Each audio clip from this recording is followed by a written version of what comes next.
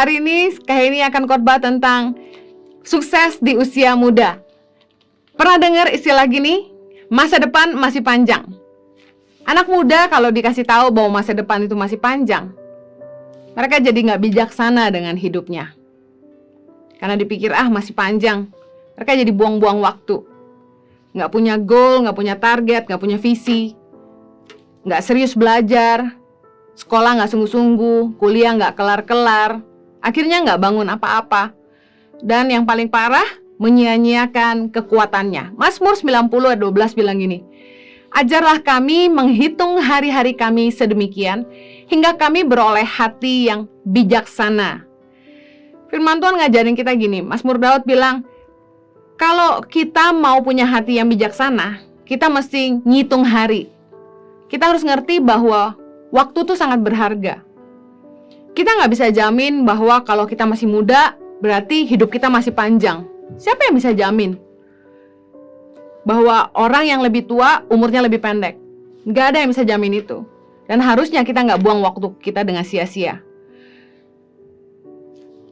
Anak muda itu mesti ngerti bahwa ada sebuah kekuatan yang mereka miliki di usia muda. Semakin usia bertambah, ada yang berkurang. Amsal 20 ayat 29 bilang gini, hiasan orang muda ialah kekuatannya, dan keindahan orang tua ialah uban. Berasa banget kalau umur nambah tuh ada yang kurang. Yang kurang adalah kekuatan kita. Makin nambah umur, berasa banget tuh badan lebih cepet capek, lebih gampang sakit dibanding waktu kita masih muda. Kayak ini inget banget waktu masih umur belasan sih, aduh lincah banget ya. Bahkan kayaknya masih beberapa tahun kemarin tuh ke pedalaman, jalan berapa kilo tuh nggak ada capeknya gitu. Tapi makin kesini, apalagi udah mulai sakit pinggang gitu ya, udah mulai berasa banget tuh lebih gampang capek gitu. Dan fisik nggak seperti dulu, beda banget gitu. Pasti yang seumur kayak ini pasti berasa gitu.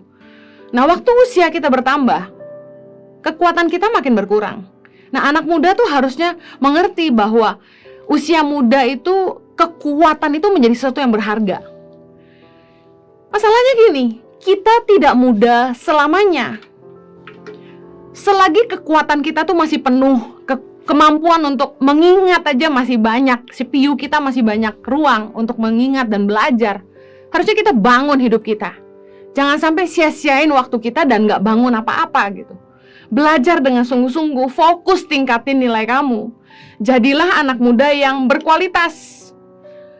Nah banyak anak muda juga yang pada akhirnya menyia-nyiakan hidup mereka di masa muda karena mereka menyalahkan keadaan, menyalahkan orang tua. Alasannya gini, keluarga gue broken home, papa gue gak di rumah, gak punya figur ayah, orang tua gak peduli, orang tua gak dukung, orang tua saya miskin, orang tua saya gak bisa sekolahin saya, dan lain-lain. Banyak anak muda yang akhirnya nyanyain masa muda mereka.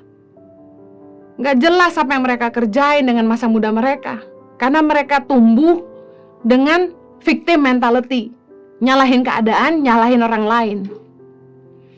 Mazmur 27 ayat 10 menjadi ayat pertama yang Kak Heni dapat waktu Kak Heni mulai kenal Tuhan. Ayat ini bilang gini, sekalipun ayahku dan ibuku meninggalkan aku, namun Tuhan menyambut aku. Kalau Kak Heni mau salahin keadaan, kalau Kak Heni mau salahin orang tua Kak Heni bisa aja sia-siain hidup Kak Heni dan bilang gini, orang tua gue gak peduli gue kok, orang tua gue aja ninggalin gue butuh kasih sayang orang tua. Banyak alasan yang kita bisa bikin untuk kemudian kita sia-siain masa muda kita bertindak sembarangan dan gak ada tanggung jawabnya. Lalu kita bilang, karena keadaan, karena orang tua. Ada anak-anak muda yang hidupnya sia-sia dan mereka dengan gampangnya bilang, gue gede tanpa figur bapak gitu loh. Kita bisa nyalain keadaan dan orang lain dengan keadaan kita hari ini. Tapi saya mau bilang gini, masa depan kita itu kita yang bangun, bukan orang lain. Kita mungkin punya orang tua yang nggak sempurna, kita mungkin dibesarkan di keluarga yang nggak bisa ngasih kita berbagai fasilitas yang kita mau.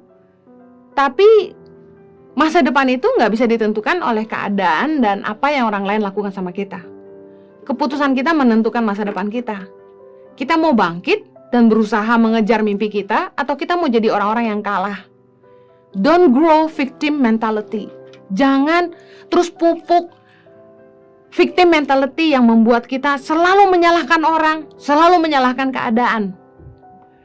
Belajar dari Yusuf ketika masa mudanya begitu rumit, dipersulit sama kakak-kakaknya, dan harus melewati begitu banyak tekanan, cobaan, ketemu dengan orang-orang jahat. Yusuf bisa bilang gini dalam Kejadian 50 ayat 20. Memang kamu telah mereka-rekakan yang jahat terhadap aku, tapi Allah telah mereka-rekakannya untuk kebaikan. Kita mesti ngerti bahwa apapun yang orang lakukan sama kita, gak bisa menentukan masa depan kita. Reaksi kita, keputusan kita yang akan membuat kita menuai masa depan kita. Saya percaya gini, semakin keadaan kita terpuruk, semakin kita akan melihat tangan Tuhan bekerja atas hidup kita. Kalau misalnya kita nggak pernah ngalamin kesulitan, tantangan hidup, mungkin kehadiran Tuhan nggak jadi begitu real buat kita. Tapi justru di tengah-tengah kemustahilan, ketika kita nggak bisa dapat pertolongan dari manapun, disitulah kita benar-benar belajar mengandalkan Tuhan. Dan disitu kita mulai belajar ngalamin Tuhan. Kayak ini mau bagikan bagaimana kita bisa meningkatkan nilai hidup kita sebagai anak-anak muda supaya kita jadi anak muda yang berkualitas. Yang pertama, temukan tujuan Tuhan dalam hidupmu. Kita hanya akan maksimal di tempat yang tepat dan berfungsi sesuai tujuan kita diciptakan. Ibaratnya gini, sepatu nggak akan maksimal kalau dipakai di kepala. Karena sepatu itu tempatnya di kaki. Dia akan jadi maksimal kalau dipakai di kaki. Sesuai dengan tujuan sepatu itu dibuat. Bahwa dia harus berfungsi sebagai alas kaki. Nah, sama dengan hidup kita. Kita nggak akan jadi orang yang maksimal kalau kita nggak ngerti Tuhan ciptain kita buat apa. Karena di dalam hidup setiap kita, Tuhan udah ngasih modal, benih, potensi untuk kita menghidupinya. Nah, kita mesti belajar untuk ngegali dan mengembangkan semua potensi yang Tuhan tanam dalam hidup kita. Selama 28 tahun saya hidup, Kak Heni tuh nyanyiain hidup Kak Heni tanpa ngerti apa sih sebenarnya Tuhan mau gitu. Pelayanan ke gereja, aktif banget gitu. Selalu ada di gereja dari Senin sampai Minggu. Sekolah, cukup pintar dulu. Tapi nggak ngerti apa yang sebenarnya Tuhan mau buat Kak Heni gitu. Sampai akhirnya Kak Heni dibuat gelisah. Biasanya kalau udah waktunya kairos Tuhan, kita tuh dibikin gelisah biasanya. Sama apa sih sebenarnya tujuan hidup gua, Tuhan, gua tuh ada di sini buat apa gitu. Pada saat usia saya 28 tahun, ada satu kegelisahan yang begitu luar biasa. Yang tiba-tiba kayak, Heni, selamatkan generasi. Nah, saya nggak ngerti, Tuhan apa sih yang Tuhan mau buat hidup saya. Nah, saya mulai kejar Tuhan dan cari apa yang Tuhan mau. Dalam Mazmur 139 dan 16, firman Tuhan katakan begini, matamu melihat selagi aku bakal anak, dan dalam kitabmu semuanya tertulis hari-hari yang akan dibentuk sebelum ada satupun daripadanya. Kayak ini yakin banget gini, bahwa ketika kita diciptain, Tuhan tuh udah nulis segala rencana Tuhan buat kita di dalam kitab kehidupan. Kayak dikatakan oleh Mazmur Daud, matamu melihat selagi aku bakal anak, dan dalam kitabmu semuanya tertulis hari-hari yang akan dibentuk sebelum ada satu pun daripadanya. Jadi apa yang Tuhan mau buat hidup kita, Tuhan udah rencanain sebelumnya. Apa yang Kak Heni lakukan waktu itu adalah, Kak Heni doa pagi siang malam, cuma buat cari tahu, Tuhan, apa sih yang Tuhan mau buat hidup saya gitu. Waktu itu saya betul-betul gak doa yang lain, kejar Tuhan aja. Doa pagi, doa siang, doa malam, cuma nanya itu. Tuhan mau apa dengan hidup saya? Ngomong dong Tuhan. What do you want from me? Kenny percaya gini loh. Kalau kita pengen punya masa depan yang indah, masa depan yang sukses menurut ukuran dunia, dan yang kita pikir adalah kesuksesan, kita mesti ngerti kebenaran firman Tuhan dalam Matius 6 ayat 33. Tetapi carilah dahulu kerajaan Allah dan kebenarannya, maka semuanya itu akan ditambahkan kepadamu. Ternyata semua yang kita butuhkan di hidup ini akan ditambahin sama kita kalau kita, intinya gini, cari dulu kerajaan Allah dan kebenarannya. Kerajaan Allah tuh bicara soal kehendak Tuhan dalam hidup kita, itu jadi paling penting. Dan kebenaran firman Tuhan jadi landasan hidup kita. Bicara kerajaan Allah, bicara soal bagaimana Tuhan itu jadi raja dan kehendaknya, itu jadi paling penting buat kita. Selama ini kita udah tanya Tuhan belum apa yang Tuhan mau buat hidup kita? Karena waktu begitu berharga, kita harusnya sungguh-sungguh cari tahu kehendak Tuhan buat kita. Supaya kita jadi bijaksana, kita tahu apa yang kita harus bangun, apa yang harus kita pertajam, dan apa yang harus kita tolak. Cut the story short, Kak Heni doa sungguh-sungguh, tanya Tuhan apa yang Tuhan mau buat hidup Kak Heni, dan akhirnya Kak Heni ketemu bahwa Tuhan mau Kak Heni menolong orang miskin. Dan mungkin dari sebagian besar kalian udah dengar khotbah-khotbah sebelumnya bahwa dari sejak 2006 akhir ke hari ini 2021, Kak Heni akhirnya mendirikan Yayasan Tangan Pengharapan bersama dengan suami dan menolong lebih dari 5.000 anak di seluruh Indonesia setiap tahunnya dalam pemberian makanan bergizi dan pendidikan gratis. Kita nggak bisa ngerti apa yang hari ini kita miliki. Itu gimana bisa ada sampai di hari ini. Karya Tuhan tuh luar biasa banget. Semuanya tuh bener-bener ditambahin. Mulai dari mengerti apa yang Tuhan mau. Kemudian Kak Heni sungguh-sungguh berusaha melakukan firman Tuhan. Apa yang firman Tuhan yang Kak Heni tahu, Kak Heni berusaha lakukan. Kak Heni udah mulai muak dengan kekristenan waktu itu karena kecewa dengan melihat hidup hamba-hamba Tuhan. Dan Kak Heni mulai tetapkan, lebih baik gue tahu sedikit gue lakukan daripada gue gak lakukan sama sekali dan gue tahu banyak. Satu pelajaran yang Kak Heni ngerti ada gini, waktu kita pengen hidup dalam kerajaan Allah, yaitu di dalam kehendak Tuhan, kita mesti ngikut aturan Tuhan. Kita mesti ngerti kebenaran firman Tuhan dan kita harus menghidupinya. Karena Tuhan gak mungkin bekerja jauh lebih banyak dalam hidup kita kalau kita sendiri gak mau taat sama firman Tuhan. Kalau kita mau punya hidup yang berkualitas, yuk bangun hidup yang takut akan Tuhan. Tangkap isi hati Tuhan buat hidup kamu masing-masing dan hidupi itu. Kak Heni sadar bahwa Kak Heni mulai maksimal sejak Kak Heni mulai ngerti apa yang Tuhan mau. Dulu Kak Heni pelayanan singer di gereja, worship leader di gereja. Kak Heni mulai ngerti bahwa ternyata Tuhan mau Kak Heni nolong orang miskin. Langsung berubah semua aktivitas, keputusan, semua apa yang Kak Heni bangun jadi berubah. Karena Kak Heni mulai ngerti apa yang Tuhan mau. Selama 28 tahun gak bangun apa-apa. Gak maksimal. Karena gak ngerti tujuan Tuhan dalam hidup Kak Heni.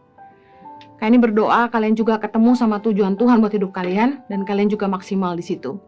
Karena berada di tempat yang tepat dan berfungsi sesuai tujuan Tuhan buat hidup kita masing-masing. Yang kedua, yang terakhir, bagaimana kita meningkatkan nilai kita.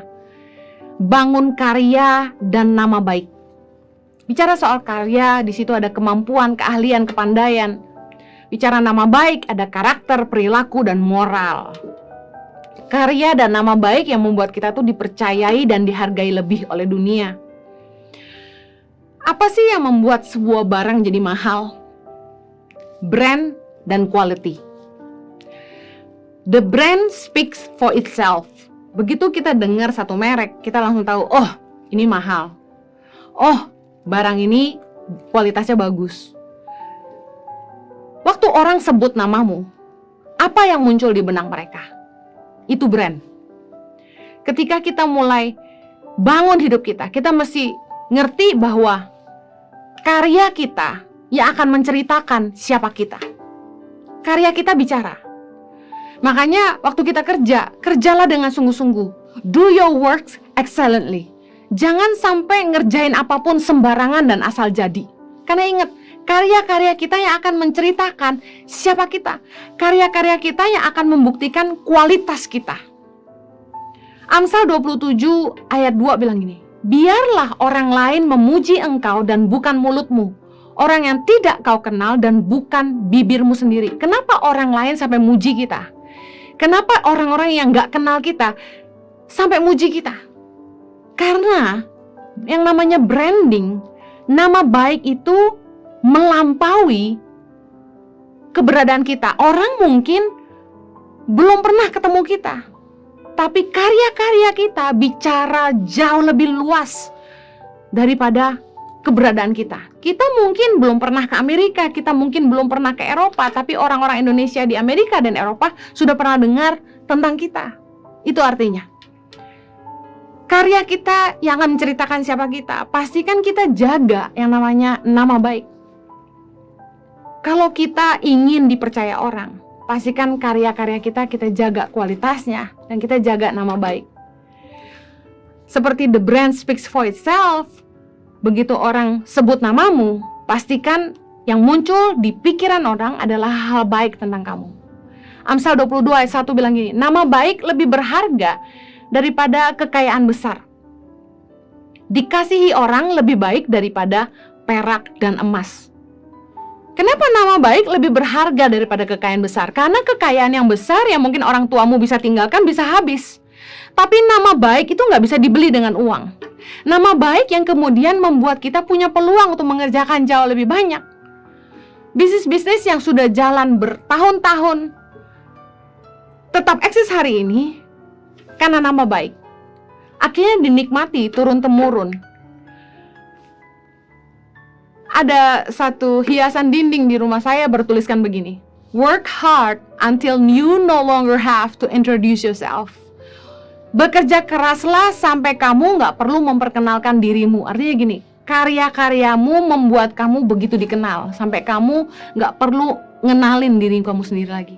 Kerja keras sampai kamu nggak perlu memperkenalkan diri kamu lagi.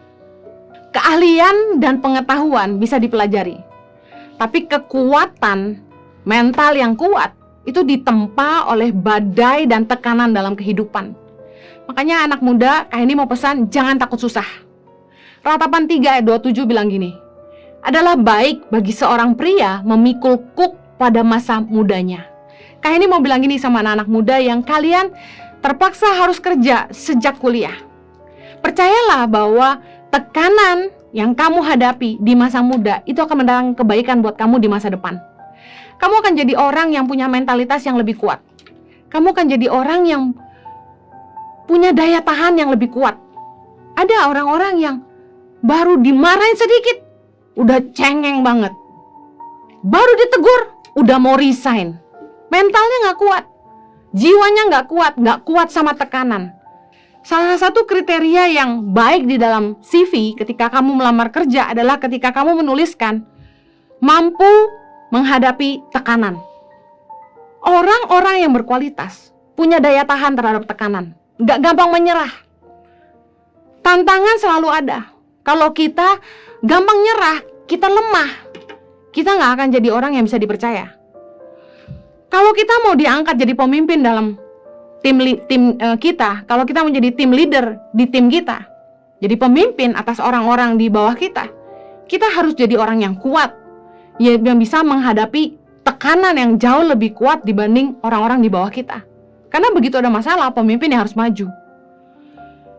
Ayo anak muda belajar kerja sejak muda. Karena di tempat kerja kita belajar jauh lebih banyak. Kita akan ketemu dengan real people in the real world. Kita akan ketemu bahwa orang tuh aslinya begini.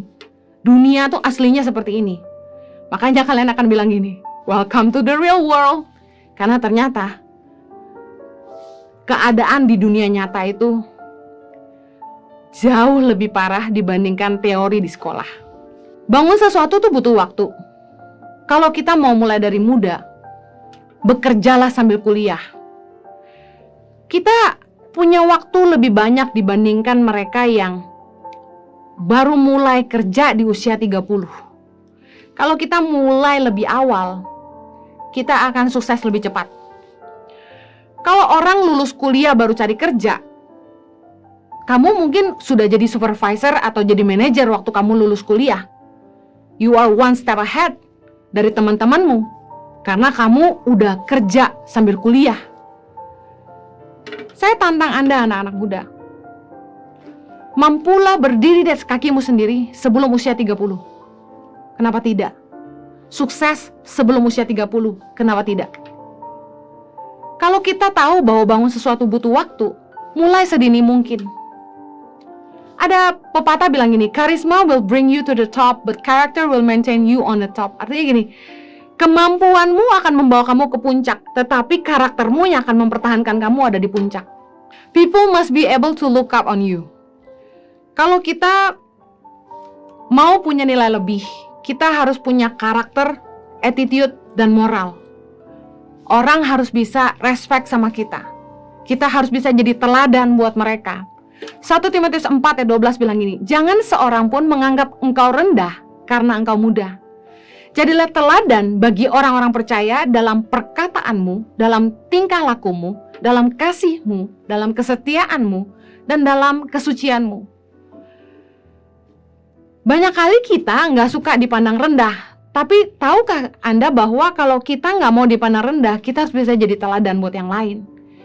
Jangan jadi sama dengan orang rata-rata, kita harus lawan arus.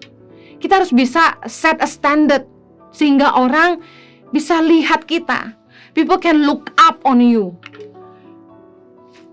Jangan punya mulut seperti tong sampah, jorok. Tong sampah kan kotor. Jangan sampai mulut kita kayak tong sampah, ngomong yang kotor. Jangan berkelakuan seperti orang yang gak sekolah, gak sopan maksudnya, gak tahu sopan santun. Kalau kita pengen dipandang orang, kalau kita pengen dihargai orang, mari jadi teladan, supaya kita gak dipandang rendah sama orang. Pertanyaannya, bagaimana Anda ingin dipandang orang? Efesus 5 ayat 3 bilang gini, tetapi percabulan dan rupa-rupa kecemaran atau keserakahan disebut saja pun jangan di antara kamu sebagaimana sepatutnya bagi orang-orang kudus. Demikian juga perkataan yang kotor, yang kosong, atau yang sembrono. Karena hal-hal ini tidak pantas.